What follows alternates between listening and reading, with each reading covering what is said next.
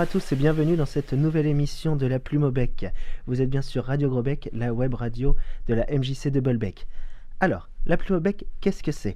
C'est une émission culturelle qui a lieu plusieurs fois dans le mois, maintenant que la culture va commencer à reprendre ses droits. Aujourd'hui, nous avons la chance de discuter avec une autrice, ou une auteure, comme vous préférez, qui a déjà bon nombre de livres à son actif. Elle fait suite à Marc Lévy qui est venu en mars, à Sophie Henaf qui est venue il y a quelques semaines. J'ai la chance d'accueillir aujourd'hui Madame Odile Marteau-Garnion. Bonjour Odile. Bonjour Florian. Merci à vous d'être là aujourd'hui. Alors, le programme de l'émission. Nous allons parler de votre nouveau livre, Noir Fantôme, paru aux éditions S-Active. Et puis ensuite, nous allons vous poser quelques questions assez générales sur votre façon d'écrire, par exemple. Voilà. Vous êtes prête ? Très bien.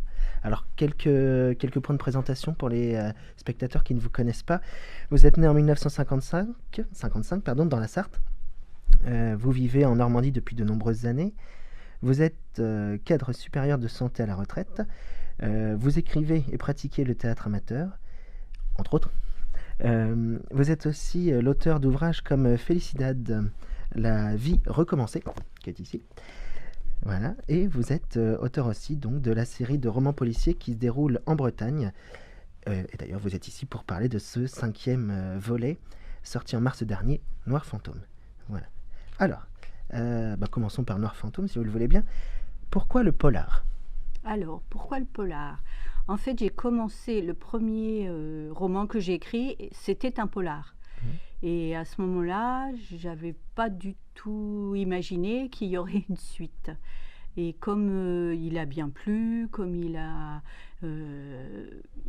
été très bien accepté par les lecteurs, j'ai imaginé d'autres histoires pour mon personnage que j'avais créé à ce moment-là, qui s'appelle Anna Le Goff, qui est l'inspectrice récurrente dans toutes les enquêtes. Et c'est pour ça que je me suis lancée du coup à faire des polars. J'en lis beaucoup, des polars, j'en lis pas mal, j'en ai toujours lu depuis que je suis jeune en fait, et c'est un univers que j'aime assez. Donc c'est pour ça que je me suis lancée aussi dans cette aventure. Très bien. Alors pouvez-vous nous présenter justement Anna Le Goff et Noir Fantôme ? Alors Anna Le Goff, c'est une inspectrice qui est, je dirais, assez anxieuse, jusqu'au boutiste, déterminée, qui aime bien s'attacher aux détails, qui va faire ses enquêtes de façon très méticuleuse. En même temps, c'est quelqu'un qui est, je dirais, quand même rebelle. Elle a toujours maille à partir avec l'autorité, on va dire, avec la hiérarchie, parce que elle travaille selon ses idées et ça ne fonctionne pas toujours avec les impératifs de la hiérarchie, quoi, qu'on connaît bien, qui sont souvent des impératifs économiques ou des impératifs de résultats. Donc elle est sur le terrain, elle aime ça et puis elle suit son enquête. Et en même temps, c'est quand même une femme qui est, je dirais, très humaine avec son équipe. Elle est assez maternelle avec ses lieutenants. Elle en prend soin. Donc ils se connaissent depuis de nombreuses années. Donc elle est toujours assez entourante, on va dire, assez contenante. Surtout qu'ils ont souvent des problèmes. Donc elle est assez à l'écoute. Voilà. Donc pour Anna Le Goff, en ce qui concerne Noir Fantôme, je suis partie d'un endroit que j'aime bien, qui se trouve juste à côté de Saint-Brieuc, qui s'appelle, en fait ça s'appelle Plérin, mais c'est le petit port du Légué, qui est juste à côté de Saint-Brieuc et qui est en plein essor en fait, cet endroit-là. Et donc au-dessus au-dessus du Légué, il y a une tour qui s'appelle la tour de Cesson. Et donc cette tour de Cesson, elle est complètement en ruine. Et c'est vrai que c'est un endroit où je vais souvent. Et j'ai commencé à imaginer l'histoire de ce fantôme noir là, dont on ignore l'identité pendant tout l'ouvrage, en fait, pendant tout le roman, parce qu'il n'y a qu'à la fin qu'on comprend qui c'est et pourquoi. Et donc l'idée a cheminé comme ça avec cette histoire de château et donc c'est sur fond, je dirais, de fêtes médiévales. Ce qui arrive beaucoup en Bretagne, il y a beaucoup de fêtes médiévales. Comme il y en a une ici à Gruchet-le-Valas, par exemple. Et donc c'est une association qui a l'habitude de faire des fêtes. Et au milieu de cette fête, il va y avoir des cadavres. Eh oui. Voilà. Vous avez une façon d'écrire, de décrire même ce qui se passe. Vous prenez le temps d'écrire. Dès le départ, hein, quand on découvre le cadavre d'une jeune femme, avec le crâne littéralement broyé, vous prenez le temps de bien décrire comment il est. Comment l'imaginez-vous avant de vous mettre à écrire dans le détail comme ça? Alors ça peut prendre beaucoup de temps, parce que je m'y remets à plusieurs reprises en fait. Ça sort pas d'un jet comme ça. Je vais commencer à le décrire et puis ça va s'arrêter là. Et quelques temps après, je vais y revenir. Je vais rajouter des choses, des petits détails auxquels je vais penser. Voilà, j'essaye de l'imaginer dans ma tête, d'imaginer l'image. Et après, il va falloir que je mette les mots sur l'image que j'ai dans la tête, pour que le lecteur, lui, il voit de la même façon ce que moi j'ai vu, je vois, ce que j'imagine, quoi. Donc ça peut prendre du temps. Et justement, les visages écrasés, là, écrabouillés, ça m'a pris un certain temps, parce que j'ai repris ce que je voulais que ça soit à la fois très parlant, mais pas écœurant, quoi, pas gore, comme on dit pour certains films d'horreur, etc. Il fallait que ça soit suffisamment parlant, mais pas trop... Il fallait pas que ça soit dégoûtant, quoi, en gros. Bah, ça marche bien, rassurez-vous. Merci. Alors, nous ne sommes pas obligés de lire les précédents ouvrages, celui-là c'est le 5e. Oui, c'est ça, concernant de la série, ouais. Voilà. Bon, je tiens à préciser quand même qu'il y a 2 pages à la fin qui présentent les personnages. Pourquoi avoir fait ça, justement, d'écrire les personnages à la fin? Alors, j'ai décrit les personnages parce que j'avais vu ça dans un autre roman et j'avais trouvé ça intéressant. Et de plus, ça permet à des gens de commencer par cette histoire-là, par Noir Fantôme, en leur donnant envie de retourner en arrière et de reprendre d'autres romans et dire, bah, tiens, je vais aller lire une autre enquête, etc., puisque je vais retrouver les mêmes personnages. Et puis, ça permet au lecteur qui commence par le dernier de ne pas être trop perdu et de se dire, d'avoir une bribe de l'histoire de chaque personnage qui va l'aider à comprendre un peu certaines réactions de ces personnages. Donc voilà, messieurs, dames, avant de le démarrer, allez directement voir la fin, pas la fin du livre, les pages de présentation des personnages pour pouvoir bien rentrer dedans ensuite. Il y a justement un nouveau personnage qui arrive, Fred Carlson. Pouvez-vous nous parler de ce personnage? Alors, Fred Carlson, c'est un peu un chien dans un jeu de quilles. Parce que Anna, elle a toujours tendance à se plaindre auprès de ses supérieurs pour dire j'ai pas assez de personnel. Bon, c'est un petit peu ce qu'on connaît à l'heure actuelle un peu partout. Il me faudrait plus de lieutenants pour travailler, etc., etc. Et donc, du jour au lendemain, déboule ce Fred Carlson qui est un lieutenant de police.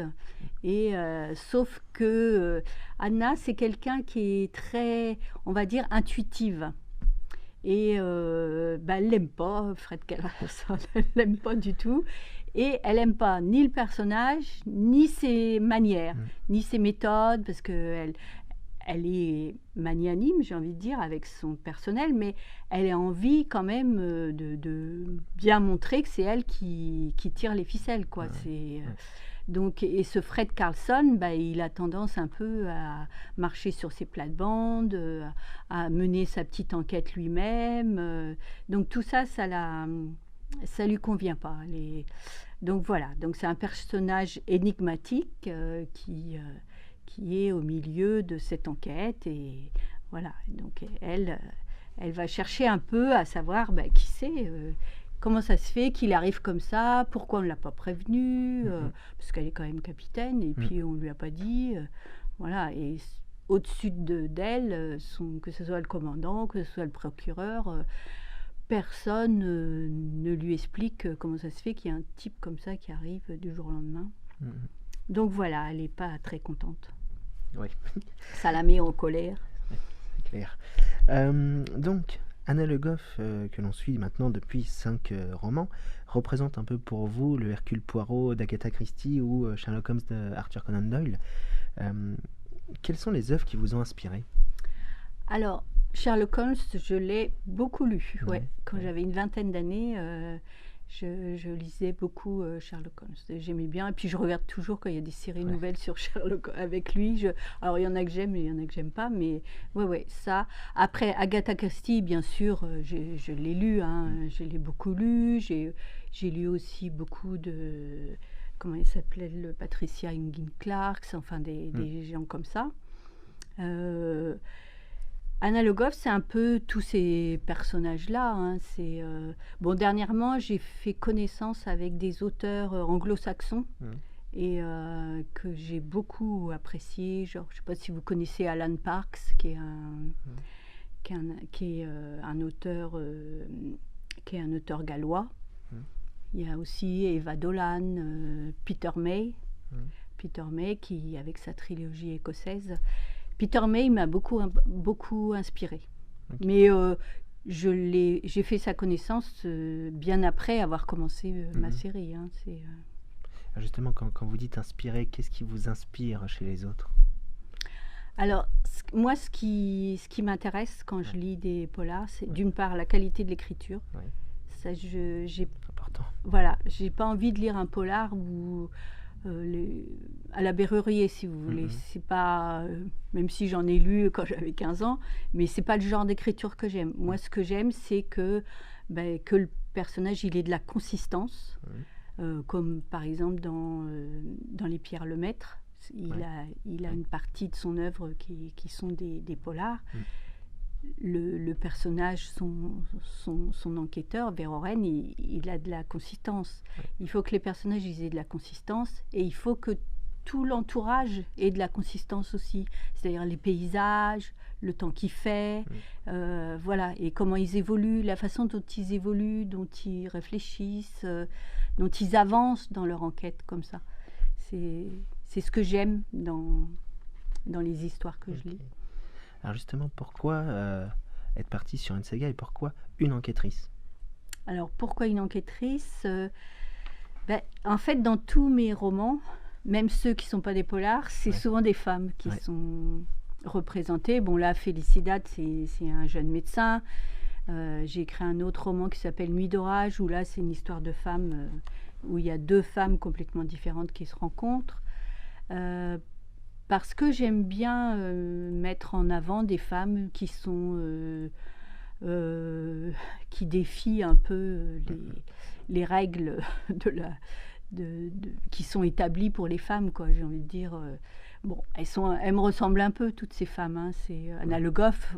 On m'a déjà dit, des amis très proches m'ont dit, Anna Le Goff, c'est toi. Donc voilà. Je vais vous le demander plus tard. Du coup, et voilà, vous avez la réponse. C'est bon, dans un autre domaine, bien sûr, mais elle a 2 mois, même si elle ne me ressemble pas entièrement, mais elle a 2 mois. J'aime bien parler des femmes qui sont volontaires, qui ont envie d'aller de l'avant, qui sont pour l'égalité des hommes et des femmes, quoi. Donc, d'ailleurs, Anna Le Goff, c'est dans le 2e, dans Derrière la dune, où là, elle arrive dans le commissariat où elle est actuellement, puisque dans le premier, dans le premier roman, elle termine sa carrière. J'ai commencé les choses à l'envers. Et après, dans le 2e, on repart au début de sa carrière. Et donc là, elle vient d'être nommée à Saint-Brieuc et elle arrive dans un monde d'hommes, quoi. Et donc, il faut qu'elle joue des coudes pour faire sa place. C'est un petit peu ça. C'est vrai que pour les femmes, il faut toujours montrer plus de compétences que pour les hommes, pour arriver en haut de l'échelle. Alors justement, du coup, vous avez commencé par la fin de sa carrière, donc vous savez, dans les années à venir, où est-ce que vous allez l'emmener, quoi. Oui. C'est bien. À peu près. À peu près. Ouais. Mais ça peut changer. Bien sûr. Vous savez, les personnages, ils nous échappent aussi. Ils font pas toujours ce qu'on a décidé hein, pour eux. Hein. Ça, c'est intéressant, ça. Mm. Qu'est-ce que vous entendez par là? C'est-à-dire qu'au fur et à mesure qu'on écrit, quand on est dans l'écriture d'un roman, on est habité par ce roman. Hein.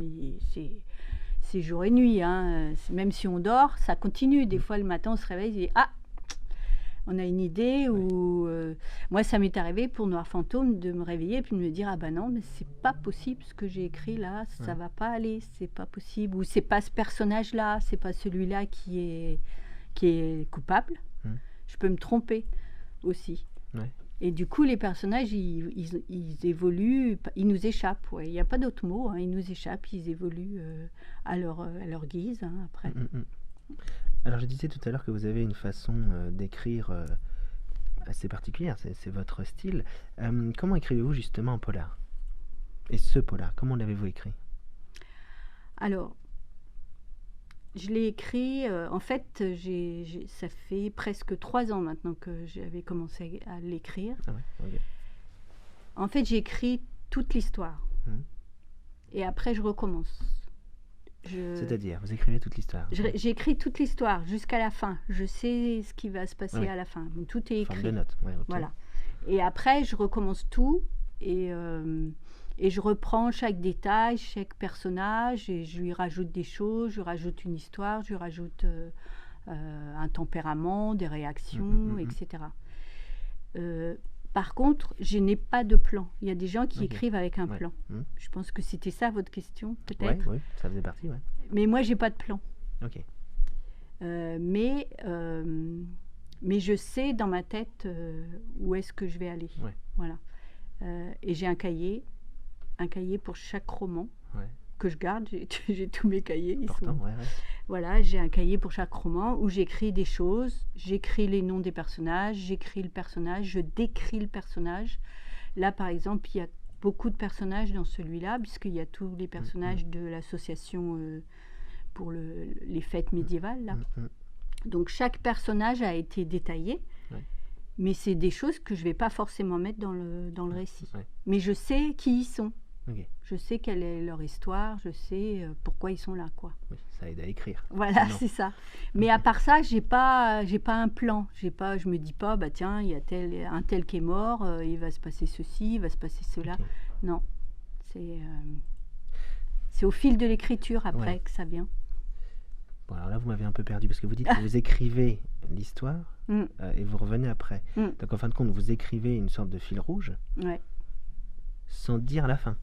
Si, des fois, la fin, je l'écris même avant d'avoir fini d'écrire le livre. Hein. D'accord. Ça m'arrive, mais ça peut être une mauvaise fin. Peut-être qu'après, je ne vais pas m'en servir. Après, suivant, que je vais en faire une autre. Et vous commencez par la fin? Non, je ne commence pas par la fin, non. Non. Donc, vous ne savez pas, au final, qui sera, quand vous commencez, vous ne savez pas qui sera le coupable? Si, j'ai une petite idée quand même. J'ai une petite idée. Mais là, par exemple, dans celui-ci, eh ben, c'est pas le personnage que j'avais imaginé au départ. Ok. C'est pas celui-là qui est le coupable. Ok. J'ai remarqué aussi dans ce livre, il y a des chapitres dans les chapitres. Oui. Pourquoi? Alors ça, c'est la première fois que je fais ça. Parce que ça me permettait de passer d'un endroit à un autre, ou d'un personnage à un autre, ou d'une action à une autre. Et j'ai trouvé intéressant de faire des parties, des sous-parties, pour rythmer un peu ces passages d'un personnage à un autre, ou d'une action à une autre. Je me suis dit que ça éclairait, que ça aidait à la lecture. Alors peut-être que je me trompe, hein, mais voilà. C'est bien, ça aide. Puis c'est original aussi, c'est vrai qu'on voit rarement ça. Vous disiez tout à l'heure que Anna, elle a beaucoup de vous. Alors justement, est-ce que vous mettez un peu de vous dans chacun des personnages, ou justement il y en a une comme elle, c'est vraiment vous, et après c'est d'autres personnes que vous connaissez qui vous ont inspiré aussi? Alors j'ai envie de dire oui et non, parce qu'effectivement il y a un peu de nous dans tous les personnages. Un auteur qui écrit... j'ai entendu hier soir, je ne sais pas si vous connaissez Arnaud Catherine, qui est un auteur. Et il disait, en fait, on écrit parce qu'on a envie d'avoir 1000 vies Et on a envie d'être 1000 personnages à la fois. Et c'est un peu ça, hein, on est à la fois tous ces personnages-là, et puis à la fois, c'est aussi des personnes qu'on a rencontrées, des gens qu'on a connus ou pas connus, ou qu'on a juste observés. Voilà, bon, Pénélope Louvier, par exemple, dans Noir Fantôme, c'est une femme qui est quand même très caractéristique, qui est psychorigide, on va dire. Ouais. Et c'est un personnage que j'ai beaucoup travaillé, mais elle a rien de moi. Enfin, je veux dire, ou j'ai pas l'impression, ou alors c'est possible aussi, ou alors je me suis mal regardée, mais voilà, elle est pas. Okay. Justement, vos personnages, parfois vous inspirez des gens que vous côtoyez, ou parfois c'est juste... Oui, des gens que je côtoie, puis des gens que j'ai rencontrés sur le plan professionnel aussi, parce que souvent il y a quand même des personnages qui sont très perturbés dans mes histoires. Et moi j'ai travaillé beaucoup, essentiellement en psychiatrie. Ouais. Donc j'ai rencontré, j'ai côtoyé la maladie mentale pendant de longues années. Donc ça laisse des traces, c'est obligé. Hein, c'est sur la connaissance de l'autre, sur la façon qu'il a de s'exprimer ou d'exprimer son mal-être. Donc voilà, la rigidité par exemple de Pénélope, elle est à la limite de la psychose, j'ai envie de dire. Voilà, c'est sa façon d'être réglée comme du papier à musique, voilà, sans en dire trop sur l'histoire et sur le personnage. Mais c'est des personnes qu'on rencontre, des gens qui sont comme ça, qui sont rassurés quand tout est carré, tout est prévu. Il y a plein de gens qui sont comme ça. Est-ce que vous avez rencontré justement des policiers pour pouvoir vous inspirer, savoir écrire justement un polar? Pas du tout, non. C'est vraiment avec ce que vous avez pu lire de différents auteurs. Ce que j'ai pu lire, et puis en même temps mon expérience professionnelle, parce que comme j'avais une position où j'étais quand même dans la hiérarchie, on va dire, les rapports humains, c'est les mêmes, j'ai envie de dire. C'est les mêmes, quel que soit l'endroit où on est. Qu'on soit dans un commissariat de police ou dans un hôpital, je pense que les relations hiérarchiques, elles sont un peu identiques. Voilà. Après, pour tout ce qui est de l'enquête, etc., oui, c'est mes lectures, mes recherches. Ok. Alors, à l'heure où les séries sont produites à tout va, est-ce que vous avez été approché par une maison de production? Alors, pas du tout. Okay. Je pense que c'est compliqué. Hein, et je pense qu'il faudrait que le livre soit un peu promu, vendu à beaucoup d'exemplaires pour que ça puisse intéresser quelqu'un. Puis moi, je connais personne dans la production, donc c'est difficile de... Peut-être que notre émission va vous aider un peu. Peut-être, on ne sait jamais. Hein, voilà, mais oui, ce serait amusant de voir Anna Logoff. Alors si justement c'est adapté un jour, vous aimeriez voir qui dans le personnage d'Anna? Ça c'est une question piège. Moi j'ai pas la mémoire des noms en plus, alors je sais pas trop. À un moment j'avais imaginé, parce qu'on m'avait déjà posé cette question-là il y a quelques années, donc j'avais imaginé Mathilde Seigné. Je voyais un peu une femme comme ça, un peu, mais pas tout à fait, parce que voilà, parce que Anna Logoff, elle a ce côté, humain, que peut-être... mais bon, Mathilde Seigné est une bonne actrice de cinéma, donc peut-être qu'elle ferait ça très bien, très très bien. Mais, voilà. Donc, vous avez aussi écrit d'autres histoires. Le bonheur n'est pas dans le pré, par exemple, qui est une autre histoire d'Anna Logoff. Oui, voilà, c'est ça. C'est le précédent, c'est celui qui est juste avant Noir Fantôme. Voilà, je le montre. J'espère qu'on le voit bien.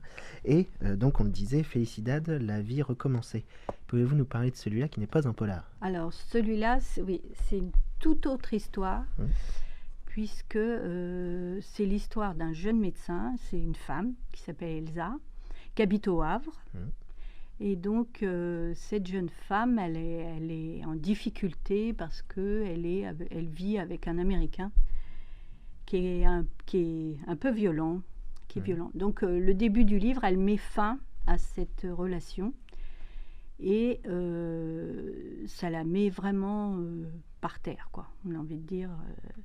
Donc elle a besoin de se reconstruire et elle décide de partir en mission humanitaire.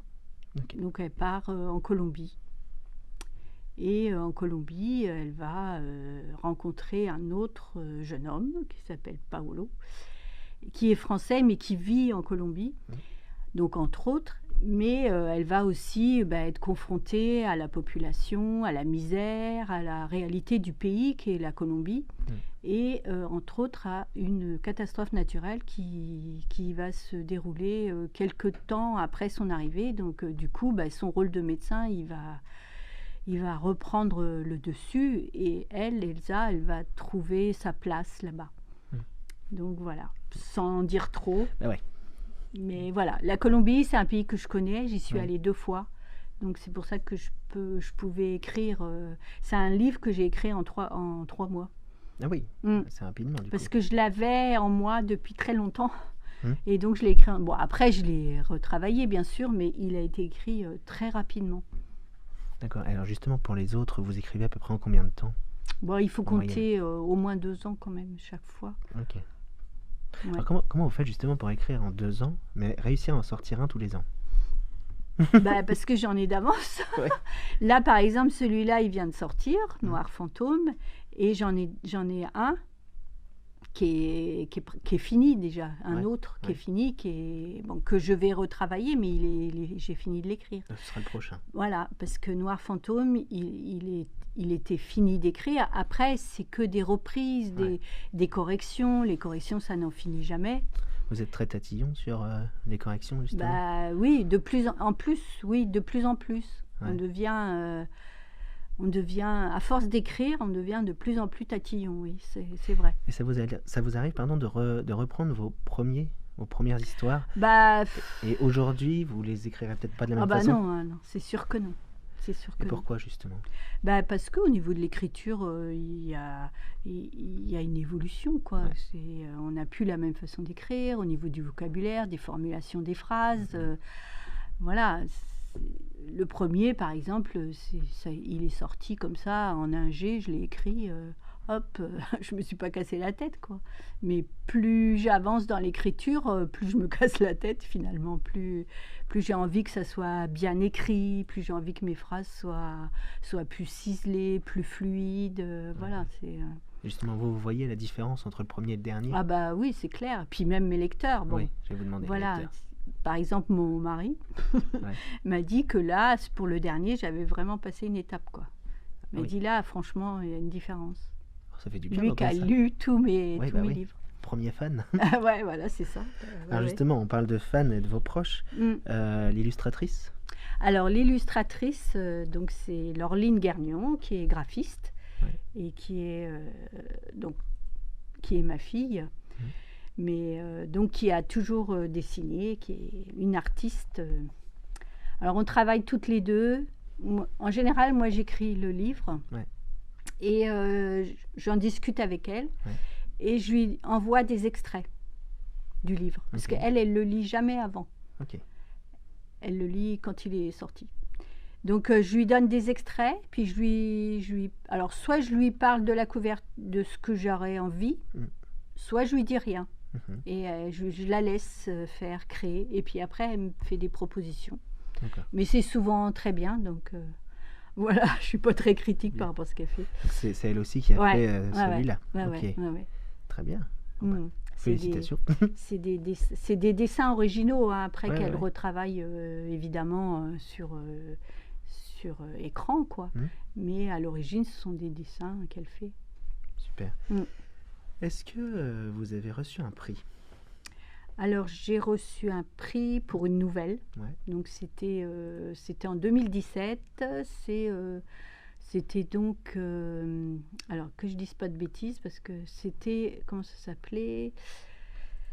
C'était à l'occasion du Festival des sciences et techniques à Gonfreville-Lorcher. Ils avaient organisé donc un concours de nouvelles. Et donc, sur les sciences et techniques, ils travaillent beaucoup sur l'avenir, etc. En général, il y a des animations autour de choses qui vont venir dans les années à venir, quoi. Je me répète au niveau des mots, mais... Pas grave. Et donc, il y avait un concours de nouvelles Ouais. avec une consigne, c'était le transhumanisme. Hmm. Donc voilà, bon, j'ai proposé une nouvelle et elle a été Et vous l'avez plébiscitée. oui, vous l'avez sortie dans votre recueil. Alors, oui, elle a été intégrée dans le recueil que j'ai fait éditer l'an dernier. Il porte quel nom, le recueil? Le recueil, il s'appelle La Maison du bout du monde et autres nouvelles. Très bien. Bon, Voilà. si jamais on le cherche. Oui. Je suppose que l'illustration, c'est votre fille qui l'a fait aussi. Voilà, c'est ça. On change pas les bonnes choses. Hein. Non, je ne cherche pas une équipe qui gagne. Quel est le roman dont vous êtes la plus fière? La plus fière, c'est toujours le dernier, mais en même temps, par exemple, Felicidad, je l'aime beaucoup. Ouais. C'est parce que c'est un pays où je suis allée 2 fois et Ouais. c'est un roman que j'aime beaucoup. Qui a beaucoup été aimé aussi par les lecteurs.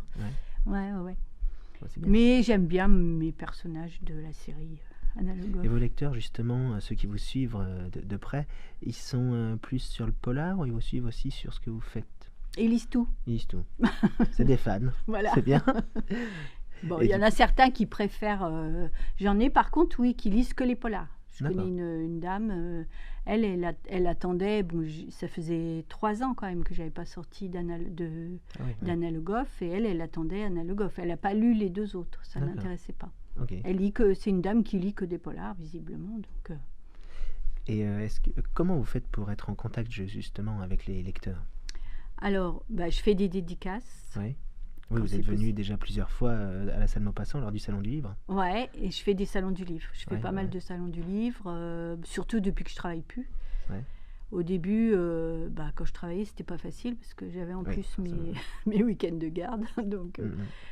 fallait quand même passer un peu de temps à la maison. Mais depuis que je travaille plus, je fais pas mal de salons. Voilà, c'est surtout comme ça que je rencontre les lecteurs. Après, sur Internet, hein, sur les réseaux sociaux, hein, je suis donc il y a Facebook, il y a Instagram, Twitter, Ouais. enfin tous ces trucs-là. LinkedIn, je sais pas quoi. LinkedIn. LinkedIn. J'ai aussi beaucoup de mal à le dire à Voilà, chaque fois. LinkedIn. Est-ce que vous êtes traduite dans d'autres langues? Non, pas à ma connaissance. Non, C'est jamais. non, on me l'a pas dit. Combien de romans ou d'idées justement dorment dans vos tiroirs? On a un peu esquissé tout à l'heure, mais combien vous en avez qui dorment et qui Alors, ne demandent qu'à sortir? dans le tiroir, vraiment, il y en a un, il y en a un Mhm. qui est depuis longtemps. Ça fait bien 10 ans qu'il y est. Oui. Ouais, c'est... Et puis sinon, il y a des bouts qui sont dans mon ordinateur. Il y a des bouts de romans, des histoires commencées qui sont pas finies, enfin des choses comme ça. Voilà, mais un vraiment qui est fini, qui a été jusqu'au bout, il y en a un qui... Qui sortira pas. je sais pas, mais pas pour l'instant. Pas pour Il y a pas l'instant le parce déclic, que quoi. il est pas. Je trouve qu'il n'est pas abouti, il n'est pas assez abouti et voilà. Donc il faudrait que je retravaille dessus, mais c'est compliqué de Oui. retravailler. J'ai essayé plusieurs fois. Ouais. C'est pas facile Mhm. de Et justement, les reprendre. idées qui traînent, est-ce qu'elles peuvent devenir des nouvelles? Ah oui, ça oui. Ouais, oui. Des nouvelles, par contre, j'en ai encore écrit une il n'y a pas longtemps, là, il y a 15 jours. Ça, vous le sortez d'une traite, ça? D'un Non, jet? non. Pas forcément. Ouais. Mm. Là, c'était pour un concours. Ouais. Et en plus, je me suis fait un peu avoir parce que j'avais pas bien regardé. Et donc, au départ, je pensais que c'était 13 000 signes, espace compris. Donc, je fais une histoire, 13 000 signes. J'étais contente de moi et tout. Et puis après, je vois que c'était entre 65 000 et 130 000 signes. Ça n'avait rien à voir. Donc, il a fallu que je reprenne toute mon histoire et que je recommence. Donc là, ça m'a pris un petit moment quand même pour arriver à mes... Ça fait Voilà. beaucoup quand même. Oui, ça fait 25 pages, quoi. Enfin, C'est voilà, une moi sacrée je me suis nouvelle, quand arrêtée à un peu plus de 65 000 signes. Ça fait déjà 65 pages. Ouais. Justement, il y a quelque chose 25 pages, pardon. Il y a quelque chose que je me demande, c'est Oui. quand on voit un livre comme celui-là qui est petit quand même, c'est un poche, sur l'ordinateur, ou même peut-être vous écrivez sur ordi. Oui. Ça fait combien de pages au final, ça? Sur l'ordinateur, Ouais, parce que je me dis à chaque fois c'est. ça en un fait roman, moins que sur Oui, le- forcément. Mais je sais pas, celui-là il fait chaque fois, je me 350 demande, pages, je crois, non, dans le livre. Ouais. Bon, ça fait dans les 200, je pense. Ouais. Ouais, à peu près. Ok. Vous donnez pas Ah non, un max non, de non. pages, non, c'est comme ça. Non, non. Ok, bon. Quel est le roman, quel est votre roman préféré ou celui que vous lisez sans lassitude? Dans mes lectures, Ouais. je sais pas parce que je lis tellement, puis j'ai des goûts très, très variés, très Mhm. larges. Par exemple, l'an dernier, j'ai lu le dernier Paul Auster qui fait plus de 1000 pages. Ouais. Et je me suis régalée, quoi. C'est une fois que j'ai compris comment il avait imaginé son histoire, effectivement, j'ai pris beaucoup de plaisir. Mais on peut prendre énormément de plaisir avec un livre qui fait 80 pages ou Oui. une grosse nouvelle, par exemple, comment il s'appelle, Stefan Zweig. J'aime beaucoup lire Stefan Zweig. Voilà, ça peut être. Il y a pas Peu importe ouais. la taille du. Moi, Oui, ça après. Oui. je m'en fiche un peu, quoi. Moi, ce que j'aime, c'est pouvoir me. L'autre jour, j'ai essayé de penser à ça. En fait, c'est pouvoir me plonger dans un livre comme on se met dans un bain chaud, un bain Ouais. agréable, quoi. Ouais. C'est ça. On se sent bien dès le début. Il y a des livres où on n'arrive pas au début. Il y a l'écriture qui nous agace un petit peu. Alors bon, des fois je persévère, mais c'est rare quand j'abandonne. Je vais jusqu'au bout. Moi, je suis un peu maso, donc même des fois quand ça me plaît pas, je continue. Enfin bon, bref. Et donc par exemple, la trilogie de Pierre Lemaître, là, Au revoir là-haut, enfin les 3 livres je me suis, pour moi c'était du petit lait, quoi, parce que au niveau de l'écriture, au niveau des personnages, au niveau, voilà, il me fait penser à Céline un peu, Pierre Lemaître, dans sa façon d'écrire, de croquer les personnages. Ça, c'est quelque chose, moi ça me, j'aimerais bien en arriver là, quoi. C'est dans sa façon. On voit le personnage, quoi. Il le décrit, hop là, on l'a devant nous. Très clair, ouais. Quelques mots, quelques phrases, il est là. Et ça, c'est génial. En dehors de vos livres, lequel aimez-vous offrir? Moi, En dehors de vos livres, est-ce qu'il y en a un que vous l'offrez dès que vous pouvez offrir un livre? Ah non, moi j'offre les livres en fonction des personnes. Ouais, ok. Donc je sais qu'il aime lire ça, donc je vais pas offrir le même livre à n'importe qui. Enfin, je veux dire, un livre, c'est personnel quand même. Oui. Donc si je vais pas offrir un polar à quelqu'un qui lit pas de polar, par exemple, ou non, je les offre en fonction de la personne. Ouais. Je me dis, des fois, je lis un livre et je me dis, tiens, ça plairait à un tel ou un tel. Ok. C'est comme ça que ça se passe. Donc, tout à l'heure, vous disiez vous travaillez sur ordinateur. Oui. La question, c'était êtes-vous plus papier ou clavier? Alors, justement, pourquoi ordinateur et pas cahier? Alors, j'ai les deux, en fait, mais le cahier, il me sert plus de repères. Ouais, pour les notes. Pour les notes, et puis bon, c'est vrai que c'est un peu has-been d'écrire sur du papier quand même. Bon, il n'y a aucun éditeur qui va prendre maintenant un truc écrit sur papier, ça n'existe pas. Mais c'est peut-être pour écrire. Après, vous le remettez sur ordinateur. Non, j'aime bien écrire sur ordinateur, ça m'inspire bien. Oui, surtout si vous avez l'imagination qui va à 1000 à l'heure, là, ça va aussi vite, quoi. Oui, c'est bon.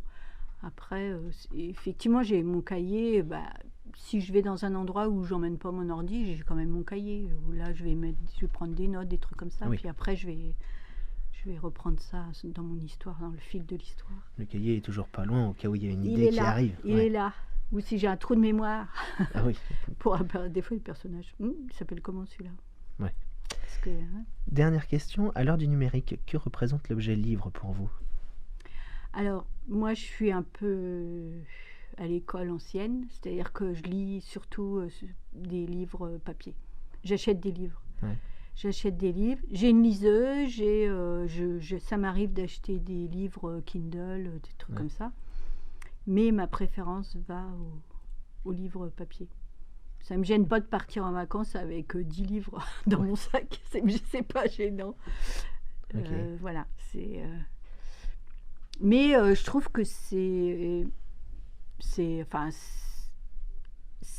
je rejette pas le modernisme. je trouve que c'est un outil, le fait d'avoir une liseuse, par exemple, j'en ai une, hein, j'ai une liseuse, c'est quand même génial. Enfin, même si je m'en sers pas beaucoup, je trouve ça. J'ai une tablette, Ouais. je m'en sers pas beaucoup non plus, mais voilà, c'est des outils qui sont précieux. C'est Très bien. Bah, écoutez, merci beaucoup.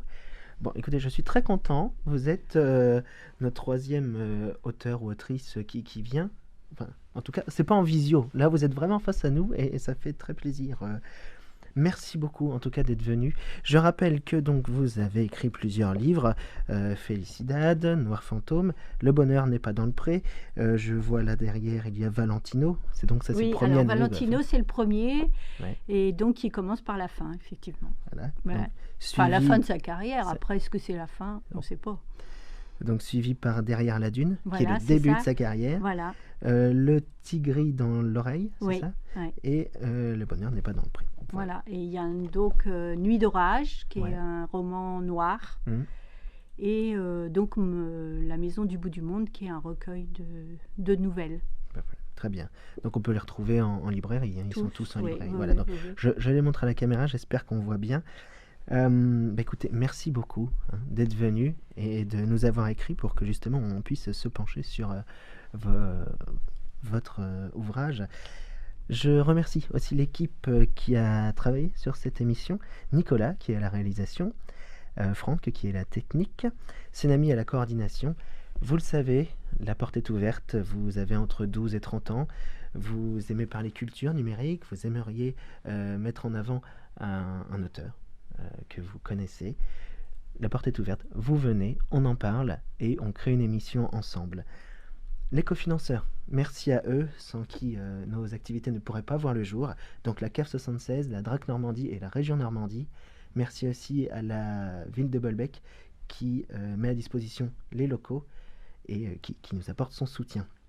Les prochaines émissions, notez bien, la prochaine émission de La Plume au Bec, ce sera avec Françoise Dagneau qui viendra nous parler de son premier roman, 30 rue de Saintonge, qui se passe, en tout cas qui démarre en juillet 1794 pendant la Grande Terreur. Voilà.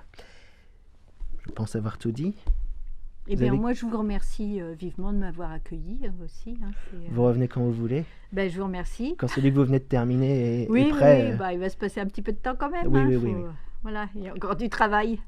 on est en contact, vous n'hésitez pas à m'écrire. Il n'y a pas de Voilà, souci. merci beaucoup. N'hésitez moi. pas à partager nos émissions sur Facebook ou sur YouTube. On se revoit très très bientôt. Je vous souhaite une bonne fin de journée. Merci.